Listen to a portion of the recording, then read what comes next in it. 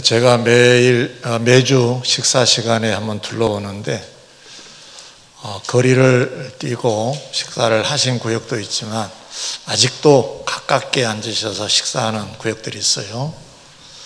장소가 여의치 아니하면 장소를 바꿔서라도 농담으로 여기지 마시고 꼭 거리를 두고 앉으시기 바라고요. 식사 시간에는 꼭 말씀을 좀 줄여서 하시길 바랍니다. 이번에 인천 지역에 개척교회 확진자들이 많이 나왔는데 소규모 모임이었어요. 몇 명. 우리는 괜찮겠지 아마 그러셨겠죠. 다른 사람에게 내가 전염시킬 수 있다는 생각을 갖고 내가 먼저 조심을 해야 됩니다. 절대로 큰 소리 하지 마시고요. 그래서 이 시대를 잘 지나야 됩니다. 이것도 하나의 서로의 예의도 되는 거니까요. 이렇게 하고 우리가 마스크만 쓰면 또 된다라고 하기가 쉬운데 다른 것 다 만지다가 답답하면 벗잖아요. 그리고 또 올려요. 그런 그 과정에서 손에 묻은 것들이 전달될 수 있거든요. 매우 조심하셔야 됩니다. 바로 옆에까지 와 있다고 생각을 하시고 조심하셔야 됩니다. 뭐 꼭 교회에서만 그러는 것은 아닙니다. 나머지 시간에서도 꼭 그렇게 좀 해 주셔야 건강하게 아무 탈 없이 무탈하게 은혜롭게 잘 지날 수 있지 않을까 싶습니다. 인사합시다. 서로 조심합시다.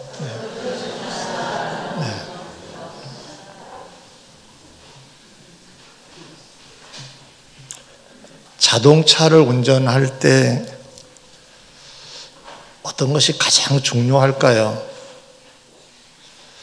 여러 가지가 있지만 그 중에 신호등을 읽어내는 능력이라고 봅니다. 뿐만 아니라 상황을 읽어내는 그런 능력이 없으면 대처가 늦습니다. 대처가 늦으면 사고 납니다. 돌발 사태가 참 많이 일어나잖아요. 그때 우리가 어떻게 할 것인가 이게 바로바로 연결이 안 되면 사고 납니다. 나고 싶어서 나는 건 아닙니다. 낮입니다. 운동을 하는 분들, 경기에 임하는 분들은 역시 상황 판단을 잘 해야 또 대처 능력이 세워질 것이고 그러면 그 경기를 이길 수가 있습니다. 근데 그 상황을 읽어내지 못하면 대처하지 못하면 지는 거죠. 자동차와 경기만 그럴까요? 인생도 그렇다고 봅니다. 인생의 길을 걸어가는 저와 여러분들이 여러 상황을 만납니다. 이 여러 상황을 만날 때 왜 이 상황이 나에게 주어졌을까를 해석하지 못하면, 파악하지 못하면 대처할 수 없고 대처할 수 없으면은 사고 나듯이 어려워집니다. 잘하면 승리할 수가 있겠죠. 오늘 세상을 살아가는 우리들이 오늘 우리가 여기 왜 있는가에 대한 해석법을 소개해 드리려고 그럽니다. 파악하는 법을 가르쳐 드리려고 합니다. 여기 왜 내가 있나? 이 해석법도 여러분들이 익혀두시면 사고 나지 않는 인생길을 걸어갈 수가 있습니다. 그래서 오늘은 크게 두 가지 내용으로 말씀드릴 것인데 경청하셔서 여러분의 인생길에는 사고 없이 승리만 하시기를 주의 이름으로 먼저 축원합니다.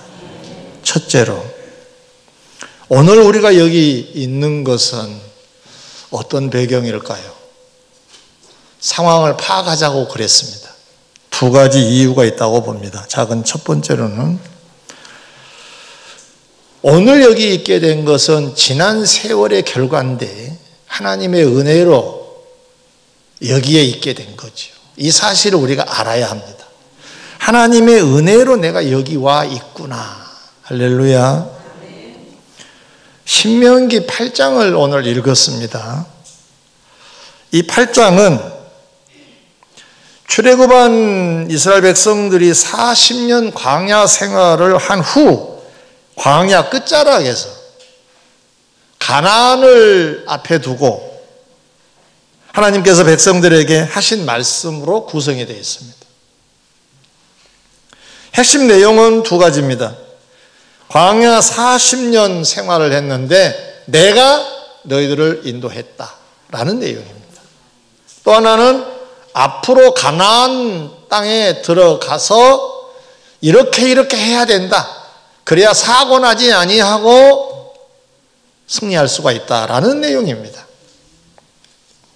꼭 그들이 지난 세월뿐만 아니라 그들이 여기 있게 된 것도 하나님의 은혜라고 하는 사실, 하나님의 인도 속에 여기에 서 있게 됐다는 사실을 알려주고 계십니다. 그럼 우리 편에서 하나님이 그렇게 말씀하셨으니 이걸 우리가 안다는 것은 상황을 해석하는 능력을 가졌다는 얘기도 되겠죠. 내가 여기 지금 왜 있나? 하나님의 은혜지. 자연스럽게 대답할 수 있는 우리가 돼야 될 것이라는 말씀입니다. 이 사실을 알면 사고 나지 않습니다. 하나님 앞에서. 하나님은 복 주셔서 복되게 살아가는 우리의 앞으로의 삶이 되겠지요. 사랑하는 성도 여러분. 광야 40년 사실은 우여곡절이 많았습니다. 이런 일 저런 일, 힘들고 어려운 일. 그런데 이 모든 것이 하나님의 은혜로 복을 주시려고 그렇게 인도하셨다고 말씀을 하십니다. 과정이 다가 아니었다는 사실입니다. 때로는 줄이게도, 때로는 배부르게도, 이런 모든 과정을 하나님이 실제로 그렇게 인도해 오셨다는 거예요. 그런데 결국은 복을 주려고 그러셨다는 말씀입니다. 우리도 동일합니다. 하나님이 우리에게 유익을 주시기 위해서 우리를 이 모양 저 모양으로 인도하고 계신 줄 믿습니다. 그리고 오늘에 이르게 된 것입니다. 그렇다면 오늘 이 자리에서 우리가 마땅히 할 대처는 어떤 것일까요? 하나님의 은혜로 여기에 서 있게 됐으니까 과정에 대한 불평과 원망이 아니라 하나님의 은혜셨군요 하고 감사하는 것이 우리 대처의 자세 아니겠어요? 이런 사람들에게는 사고 나지 않습니다. 하나님의 은혜입니다라고 하는데 하나님이 징계하시지 않습니다. 하나님의 은혜입니다 하는 자들에게는 더 복되게 하시는 하나님이라는 사실을 우리는 알아야 합니다. 작은 두 번째로 우리가 여기에 있게 된 것은 인간 편에서 생각해 보면 우리보다 먼저 있던 자들의 은혜입니다. 그분들의 수고로 오늘 우리가 여기에 있다고 말할 수가 있습니다. 광야 끝자락에 있던 그들보다 먼저 있던 자들은 부모 또는 할아버지, 할머니, 그 위에 또 할머니, 할아버지 계속 올라가지 않겠습니까? 그들에게 무슨 고마움이 있었을까요? 사실 그들은 노예 생활로 계속 고달픈 생활만 이어졌습니다. 그런데 지금 광야 끝자락에 있는 자들이 알아야 될 것은 이 출애굽의 역사, 그래서 가나안에 들어갈 수 있는 그 배경은 노예 생활을 했던 그 조상들의 은혜입니다. 왜냐하면 그들은 노예 생활하면서 너무너무 고달퍼서 신음하며 하나님께 기도했기 때문에 그 결과가 출애굽이 되었고, 그리고 그 열매를 지금 따먹기 위해서 가나안 진입을 앞에 있는 그들이 되어 있다는 사실입니다. 그러면 그분들의 은혜에도 우리가 잊을 수가 없겠죠. 어제가 6월 6일 현충일이었습니다. 나라를 위해, 민족을 위해 수고하고 희생한 자들을 기리는 날입니다. 고마운 마음으로 그들을 바라보고 존경하는 날이기도 합니다. 만약에 그들의 수고와 피 흘림이 없었다면 오늘날 대한민국은 이 모습으로는 아니 되었을 것입니다. 아슬아슬한 대목이 참 많았습니다. 공산당과의 싸움, 민주화를 위해서 싸운 사람들, 많은 사람들이 희생이 되었습니다. 그들의 덕을 지금 우리는 보고 있습니다. 고마운 마음을 갖지 않는다는 것은 잘못된 것입니다. 뿐만 아니라 교회적으로도 먼저 계신 분들의 은혜를 우리는 잊어서는 안 됩니다. 제가 지난 주간에 우리 교회 교족부를 가지고 연도별로 등록을 하신 분들의 명단을 작성해서 파악을 해왔습니다. 30년이 넘게 교회 생활하신 분들, 우리 교회가 38년인데 25년 이상을 교회 생활하신 분들, 20년, 10년, 5년 많은 분들이 있었습니다. 그때는 환경과 여건이 열악해서 많이 힘들기도 했습니다. 어쩌면 광야 끝자락에 서 있는 것 같은 오늘 우리들입니다. 그들 덕에 오늘 여기에 있게 됐다는 얘기입니다. 그렇다면 먼저 이 교회를 개관하고 그리고 교회를 세워갔던 분들에 대한 고마움을 우리가 마음속에 꼭 간직해야 되겠죠. 이것뿐이겠습니까? 가정도 마찬가지라고 봅니다. 지금 오늘 우리들의 가정, 이렇게 저렇게 사는 생활 속에서 그냥 별 의미 없이 산 것처럼 보이지만 우리들의 부모님 세대 그리고 그 위에 조상들의 그 수고와 헌신이 없었으면 오늘 우리들의 가정은 평안한 가정으로 만들어지지 못했을 수도 있습니다. 이 사실을 알고 살면 사고 나지 않습니다. 아, 하나님의 은혜구나. 먼저 계신 분들의 수고와 또 헌신으로 오늘 우리가 이 자리에 있게 되었구나. 그러면 주뿐만 아니라 그분들에 대한 고마움도 우리가 가지고 살아가는 대처가 되는 건데 이런 사람들에게 하나님이 야단을 치시겠습니까? 잘하는 것이기에 복 주시지 않겠어요? 사고 나지 않습니다. 이런 사람들은 기본적으로 하나님의 은혜에 감사하고 그리고 우리를 있게 한 많은 분들에 대한 고마움을 가지고 덕분입니다 인사하고 존경할 수 있는 마음으로 세상을 산다면 하나님께서는 우리에게 또한 더 큰 복을 내려주실 줄 믿습니다. 큰 두 번째로 오늘 우리가 여기에 있는 것은 또 어떤 의미가 있을까? 이 제목 자체가 조금 헷갈릴 수 있어서 설명을 좀 해드립니다. 여기까지 오게 된, 그래서 여기 서 있는 건 과거적인 의미입니다. 오늘 여기 있는 것은 한편으로는 미래적인 의미도 있습니다. 이번에는 미래적인 의미를 말씀드리겠습니다. 자, 그럼 첫 번째로 우리는 여기 왜 있는가? 하나님이 세우셔서 이 자리에 있게 되었다는 사실을 아는 것이 중요합니다. 광야 40년 인도도 인도지만 가나안 땅으로 진행시키시려고 그날 그 자리에 세우신 분이 하나님이시지 않았습니까? 8장 4절에 이 40년 동안에 내 의복이 헤어지지 아니하였고 내 발이 부르트지 아니하였느니라. 이 말씀은 광야 40년 인도 중에 의복이 헤어지지 않게 하시고 발이 부르트지 않도록 해 주셨다. 그렇게 하나님께서 너를 보호 인도하셔서 여기에 있게 되었다. 그런 말씀이죠. 방금 전에 드리는 말씀입니다. 그런데 6절에 가면 내 하나님 여호와의 명령을 지켜 그의 길을 따라가며 그를 경외할지니라고 하세요. 이 말씀은 앞으로도 너희들을 내가 인도할 것인데 이렇게 하라라고 하는 말씀입니다.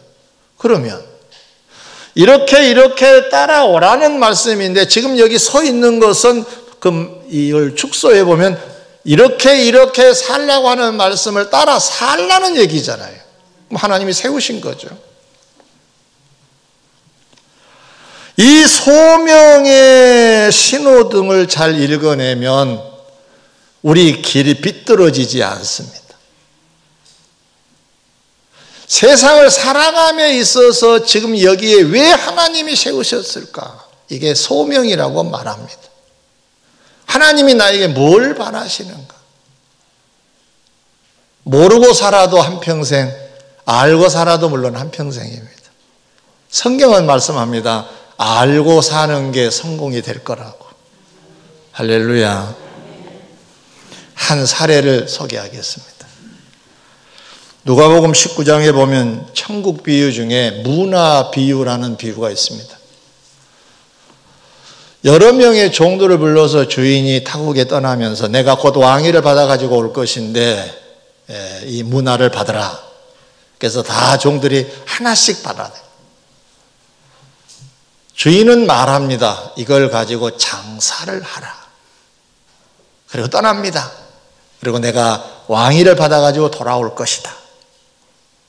돌아왔어요. 세월이 좀 지난 다음에.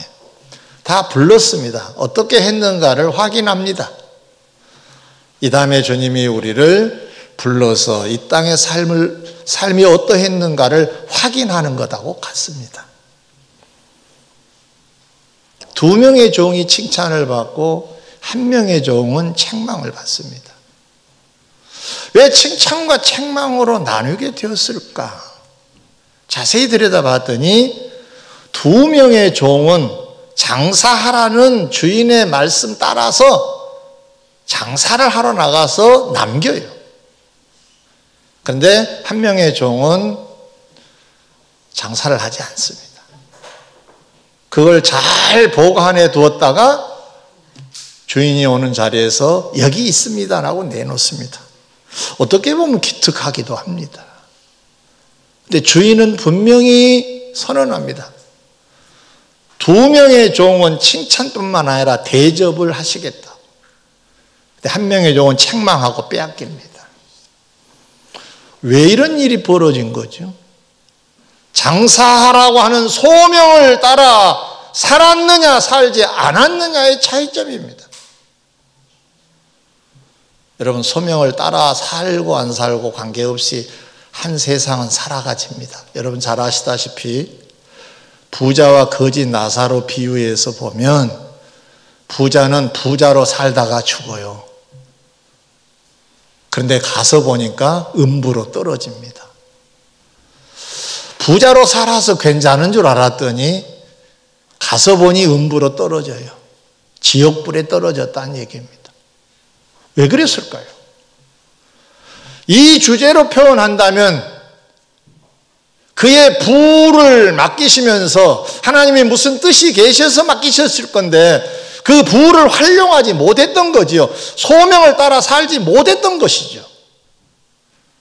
결국은 소명을 따라 사는 자와 살지 않는 자의 차이점입니다.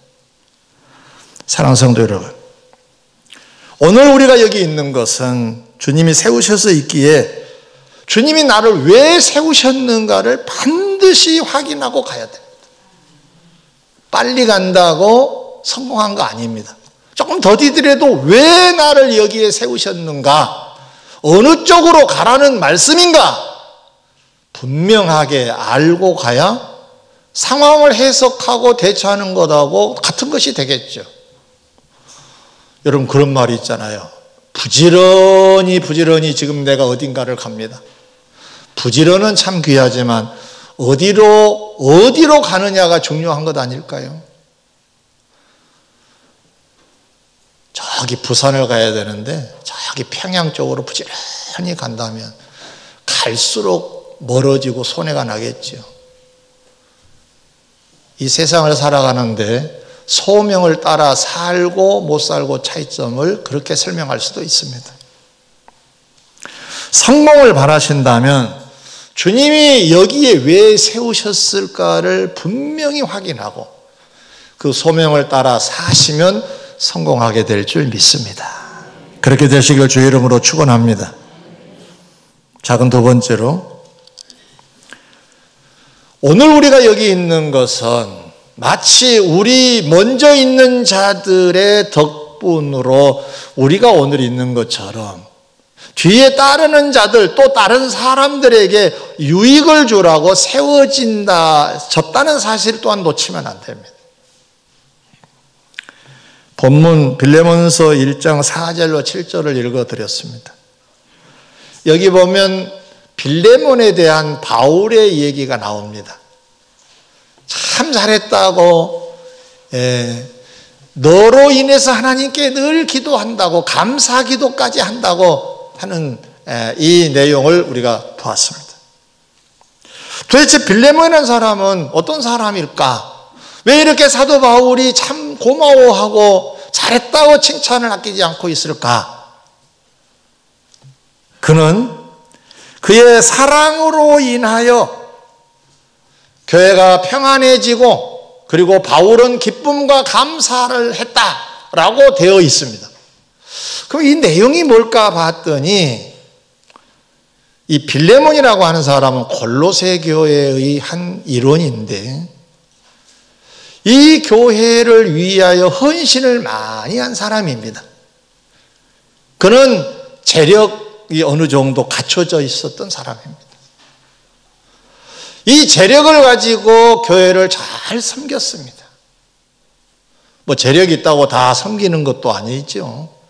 또 반드시 그래야 될 것도 물론 아니겠습니다만은 이 빌레몬은 그런 사람이었습니다. 그래서 교회는 아주 무탈하게 평안하게 잘 지낼 수 있었고 어려운 사람에게 도움을 주기도 하고 했으니까 이 소식을 접한 바울은 너무 기쁘고 감사하고 그래서 위로까지 받게 되었다는 것입니다. 사실은 사도 바울은 당시에 감옥에 있을 때인데 감옥에서 추록을 하여 이제 너희들에게로 내가 이제 갈 것인데 골로새 지역으로 가겠다고 한 건데 갈 때 내가 머물 수 있는 숙소를 마련해 달라고 부탁하는 장면이 빌레몬서에도 있습니다. 평상시에 물질을 잘 사용한 사람인 것을 알 수 있습니다. 이렇게 말해도 시험 들지 않을 사람이라는 걸 바울도 알고 있었습니다. 그렇다면 이 빌레몬을 오늘 주제로 정의하면 이렇습니다. 그는 자기가 서 있는 자리에서 또 다른 사람들에게 어떻게 해야 될 것인가를 안 사람이었다는 거죠. 내가 해야 될 일을 알고 사는 것은 사명을 알고 산 사람이다. 이렇게 말할 수가 있습니다. 하나님이 왜 세우셨는가는 소명이라고 한다면 이제는 내가 왜 여기 서 있어야 되는가, 세상을 내가 어떻게 살아가야 할 것인가로 바뀌어지면은 이걸 사명이라고 말합니다. 그는 사명이 투철했기 때문에 또 그렇게 살았기 때문에 주님을 대신한 바울의 칭찬과 감사의 사람이 될 수 있었다는 사실입니다. 만약에 그가 헌신적인 사랑, 희생의 사명을 거절하고 핑계를 댄 자로만 살았다고 한다면 성공할 수는 없었을 것입니다. 그냥 있는 부 누리고 살다가 끝나고 말았을 겁니다. 근데 지금은 길이 남고 있습니다. 여러분은 어떤 길을 걷기를 원하십니까? 사도 바울은 복음을 전해 교회를 세운 곳마다 존경을 받고 따르는 무리가 많이 생겼습니다. 바울의 인기는 대단했습니다. 왜 그랬을까 추적을 해보니까 그는 성도들을 위하여 죽도록 충성하는 주의 소명이기는 하지만 또 이것이 나의 할 일이라는 걸 알고 정말로 희생적인 삶을 산 사람이었습니다. 존경하지 않을 수가 없었겠죠. 좋아하지 않을 수 없었겠죠. 사랑하는 성도 여러분, 이제 우리를 주님이 왜 세우셨는가 파악하여 그 소명을 따라 살면 칭찬과 대접이 있는 성공자가 된다고 말씀을 드렸습니다. 소명을 따라 사는 자, 뒤에 따라오는 자들, 아니 유익을 이제 주위에 있는 사람들에게 유익을 주려고 헌신적인 삶을 산 이 사명자들은 또한 주님으로부터 잘했다 칭찬을 받는 성공자가 될 수 있다고 하는 말씀을 드렸습니다. 그래서 제안합니다. 우리는 국민의 한 사람입니다. 거창하게 국가를 위해서 뭘 한다라고 말하기는 좀 어렵지만 이 사회에 누가 되지 않도록 국민의 한 사람의 도리를 다하는 것도 필요합니다. 이 나라가 잘 되든가 못 되든가 나와 관계없어. 이런 자세보다는 아주 작은 분야 한 분야에서라도 나라에 누가 되지 않도록 사는 것은 이건 우리가 여기 서 있는 이유 중에 하나입니다. 이 대한민국에 우리가 많은 사람들의 수고로 이 대한민국의 위상이 높아질 때 은근히 나도 한몫했지라고 하는 어떤 그런 자부심이 느껴질 만큼 누가 되지 않고 유익을 주는 차원의 우리도 살아가야 되지 않겠냐는 거죠. 교회도 마찬가지입니다. 교회의 한 사람으로 세워졌습니다. 빌레몬처럼 살아가야 되지 않을까요? 나 때문에 누군가가 유익이 된다면, 내 덕을 본다면 나는 잘 사는 사명자라고 할 수 있을 거라 그런 말입니다. 평생 누구의 덕만을 보면 안 됩니다. 가정도 마찬가지입니다. 또 다른 사람에게 즐거움을 주고 기쁨을 주고 유익을 주는 가족의 일원이 되어야 됩니다. 어떤 자리에 있든지 간에 성도들은 이 자세를 가져야 됩니다. 위로는 소명의식이 뚜렷해야 되고 아래로는 사명의식이 뚜렷하게 살면 사고 나지 않습니다. 성공할 수 있습니다. 우리는 주의 은혜로 오늘 여기에 있다고 그랬습니다. 그러므로 감사하시기를 바랍니다. 먼저 있는 자들의 수고로 오늘 우리가 여기 있다고 그랬습니다. 그러므로 고맙습니다 할 수 있어야 됩니다. 덕분입니다 할 수 있는 인사도 우리가 해야 되겠죠. 우리는 주의 세우심으로 오늘 우리 여기에 있습니다. 그렇다면 소명을 따라 충성을 다하면 승리할 줄 믿습니다. 뒤에 따라온 자들, 주위에 있는 자들을 위하라고 오늘 여기에 세워졌다고 했습니다. 그 사명의 희생자로 산다면, 그 사명의 수고자로 산다면 주위 사람들은 여러분들에게 덕분입니다, 고맙습니다 하고 존경할 것입니다. 존경도 꼭 받으시기를 주의 이름으로 축원합니다.